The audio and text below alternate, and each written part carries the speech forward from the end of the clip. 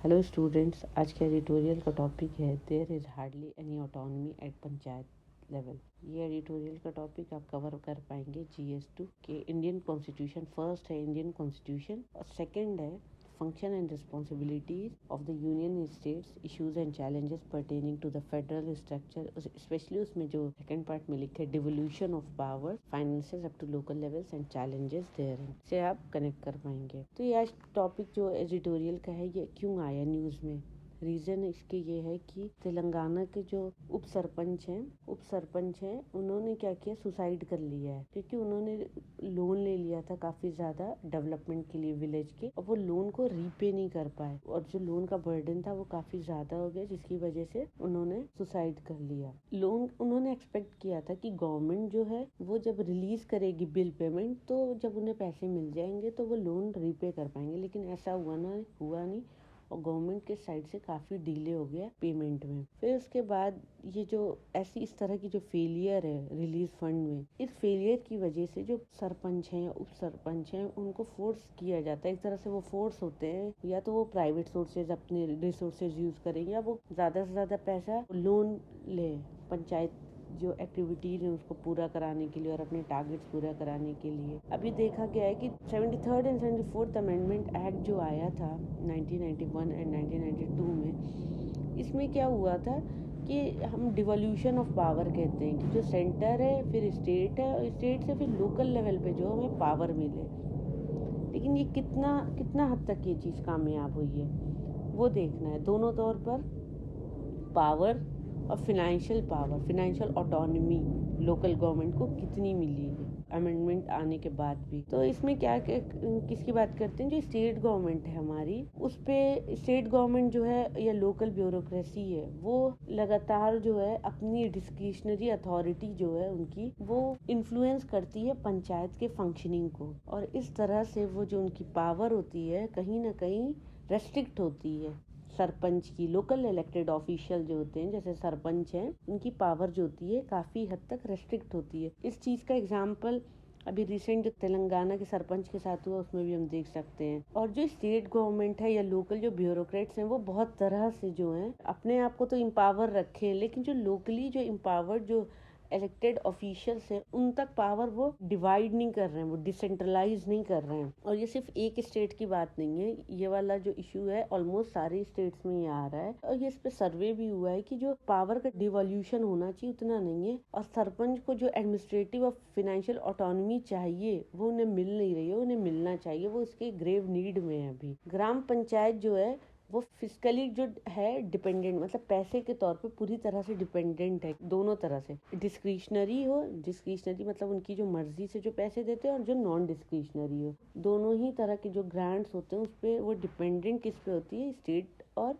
Centre पर, अपने day to day activities के लिए, और मतलब जो भी बड़े बड़े डेवलपमेंट प्रोजेक्ट्स होते हैं। अगर पंचायत के जो इनकम के सोर्सेज हैं वो 3 सोर्सेज ऑफ फंड्स हैं। पहले तो उनके अपने जो रेवेन्यूज होते हैं जो लोकल, जैसे कि लोकल टैक्सेस है, और जो उनको वहाँ की जो कॉमन प्रॉपर्टी रिसोर्सेज उस पर्टिकुलर गांव से जो वो अर्न कर पाते हैं वो, और जो उन्हें ग्रांट इन एड मिलता है सेंटर या स्टेट गवर्नमेंट से, वो अपनी मर्जी से स्टेट गवर्नमेंट या सेंटर गवर्नमेंट देती है, या स्कीम बेस्ड जो फंड पर्टिकुलर कोई स्कीम आ गई जैसे कि स्वच्छ भारत अभियान आया, इस तरह से भी गांव को पैसे मिल जाते हैं, तो वो एक अलग स्कीम बेस्ड फंड हो गया। ये जो सोर्सेज ऑफ रेवेन्यू है ये दोनों तरह के होते हैं, टैक्स और नॉन टैक्स दोनों। ये कॉन्स्टिट्यूट करते हैं बहुत छोटे से प्रोपोर्शन ओवरऑल जो पंचायत का जो फंड है। जो पंचायत जो टैक्स लगाती है, अगर इतना फंड है पंचायत का, तो कहीं ये जो खुद टैक्स लगा रहे हैं कहीं इतना बस प्रोपोर्शन है इनका, ये जो खुद कलेक्ट कर पाते हैं इतना है बस, से शायद और कम ही होगा। तो वही बात करते कि एग्जाम्पल इंस्टेंस लिए ये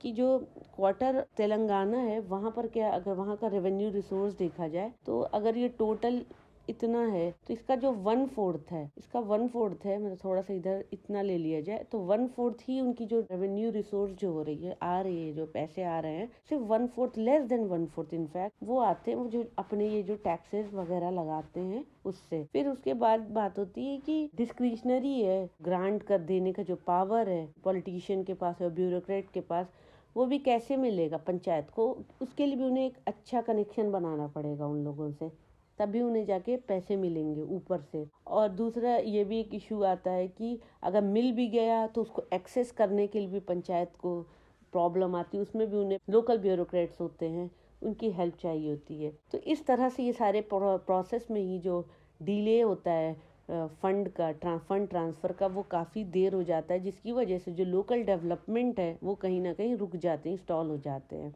और ये केस अभी तेलंगाना में भी हुआ है, जिसकी वजह से जो सरपंच होते हैं वो पब्लिक का प्रेशर उन्हें ना झेलना पड़े। जब डिसबर्समेंट हो रहा है गवर्नमेंट से, वो देर से आ रहा है, तो उस प्रेशर को नहीं उनको फेस करना पड़े, नहीं झेलना पड़े, तो अपने प्राइवेट फंड अरेंज करते हैं, वो लोन ले लेते हैं। फिर उसके बाद बात होती है कि क्या ये सिस्टम जो है ये जो सिस्टम जो है अभी गवर्नमेंट का, ऑलमोस्ट सारे स्टेट्स में एक सिस्टम है डबल ऑथराइजेशन का। ये डबल ऑथराइजेशन है क्या?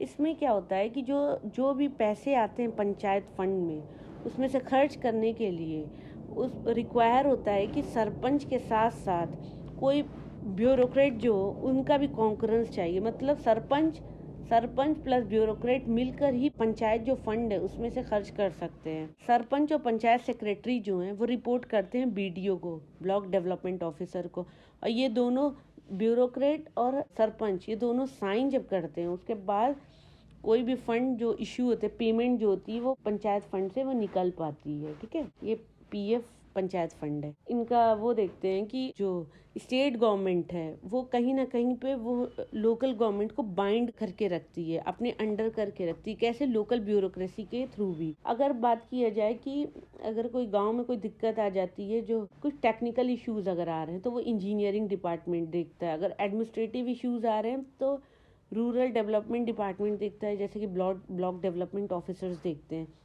लेकिन ये भी एक बहुत टीडियस प्रोसेस है, क्योंकि सरपंच को क्या करना होता है, बहुत बार विजिट करना पड़ता है, सरकारी ऑफिसेज में बहुत बार जाना पड़ता है, जब जाके उनके कोई काम होते हैं। ये भी एक इश्यूज आता है कि जो उनके पर्टिकुलर सेलेक्टेड बेनिफिशरीज हैं, जो उनके फायदे, जिसको वो फायदा पहुंचाना चाहते हैं, वो पावर लिमिट कर देते हैं वहाँ पे सरपंच की, और वो अपनी जिनको वो चाहते हैं वहाँ तक वो फ़ायदा उनको पहुँचे तो सरपंच को लिमिट कर देंगे, तो जहाँ तक वो चाह रहे हैं फ़ायदा वहाँ तक वो पहुँचा पाएंगे। ठीक है, इधर एक सर्वे हुआ था पंचायत हरियाणा पलवल डिस्ट्रिक्ट में, जहाँ पे देखा गया कि जो सरपंच है बहुत बार बेचारे ऑफिस जा रहे हैं गवर्नमेंट की, और वो लोकल जो ब्यूरोक्रेट्स हैं उनसे मिल रहे हैं। उसमें क्या हो रहा है, उन्हें एक प्रॉब्लम क्या आ रही है कि वो उनको फिर फर्दर इंतज़ार करना पड़ता है कि क्या उनका मतलब क्या वो इस बारे में बोल रहे हैं, या उनका क्या उन्होंने उसकी बात पे कोई एक्शन लिया या नहीं लिया। ये सारी चीज़ें जो हैं वो डिलेड होने के प्रोसेस ही हैं। इन सारी चीज़ों की वजह से जो कहीं ना कहीं हमारा जो डेवलपमेंट जो होना चाहिए उसमें डिलेड हो रहा, पेमेंट भी डिलेड हो रही, जिसकी वजह से इस तरह के इश्यूज आते हैं जहाँ पे जो सरपंच है वहाँ पे सुसाइड कर लेते हैं। और दूसरा एक ये भी ग्राउंड है कि सरपंच को एक गुड बुक्स में भी रहना पड़ेगा, मतलब उनके एक अच्छे लिस्ट में रहना पड़ेगा पॉलिटिशियन या लोकल ब्यूरोक्रेट्स के, अगर वो चाहते हैं कि जो डिस्क्रिशनरी रिसोर्सेज है, जो अपने मन से जो खर्च करते हैं, अपने दिल से जो खर्च करने वाला जो उनका पावर होती है पॉलिटिशियन या लोकल लीडर्स की, तो वो उनको खुश करेंगे, तभी उनको डिसबर्समेंट ऑफ फंड मिलेगा और वो उसको सक्सेसफुली एग्जीक्यूट कर पाएंगे किसी भी प्रोजेक्ट या प्रोग्राम, गांव के प्रोग्राम के लिए।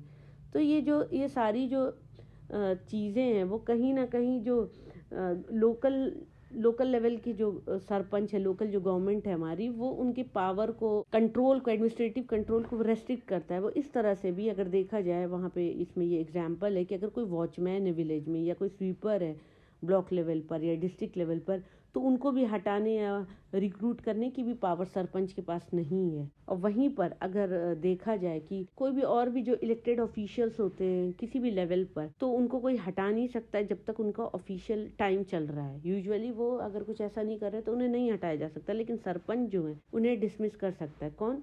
ग्राम पंचायत एक्ट के तहत बहुत से स्टेट में ये पावर डिस्ट्रिक्ट लेवल ब्यूरोक्रेट्स को दी जाती है, जो मोस्टली डिस्ट्रिक्ट कलेक्टर होते हैं।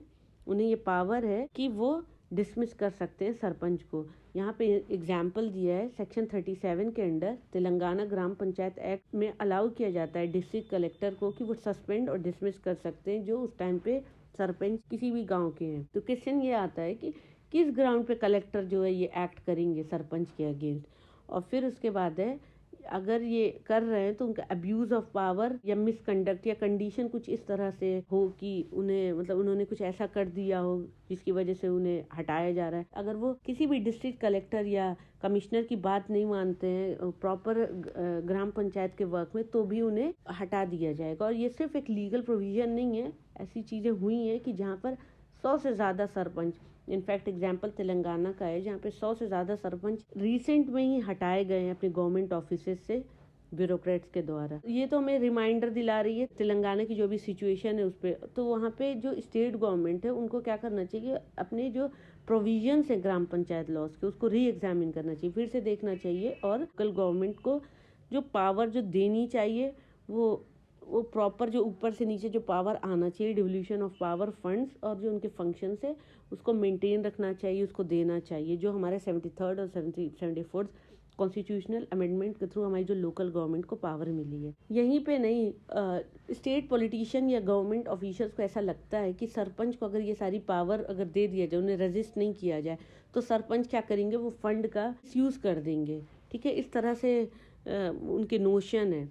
लेकिन अगर इंडिया की जो डिसेंट्रलाइजेशन है उसको अगर सही तरह से अगर प्रॉपरली उसको लोकल गवर्नमेंट को उतनी पावर मिल जाए, उनको ऑटोनॉमी मिल जाए और मनी को भी एलोकेट करने की पावर मिल जाए, पैसे को भी, तो कहीं ना कहीं जब लोकल गवर्नमेंट हमारी इन सारी चीज़ों में जब उनको ऑटोनॉमी मिल जाएगी फाइनेंसेस में और पावर में, तो वो ऊपर वाली गवर्नमेंट, स्टेट गवर्नमेंट या सेंट्रल गवर्नमेंट पे कम डिपेंडेंट रहेंगे। इस तरह से हमारा जो पावर होगा वो शिफ्ट हो जाएगा एमएलए और स्टेट गवर्नमेंट से, और वो कंट्रोल जो ब्यूरोक्रेसी का है वो शिफ्ट हो जाएगा और हमारी मेन पावर जो आ जाएगी वो आ जाएगी सरपंच के पास। तो बस यही है आज का एडिटोरियल का एनालिसिस, जो पूरे रिवॉल्व कर रहा है 73rd and 74th constitutional amendment के अराउंड, जिसमें लोकल गवर्नमेंट को पावर और हर तरह की पावर जो कि administrative and financial both power की बात हो रही है, और कितना अभी तक ये सक्सेसफुल रहा है।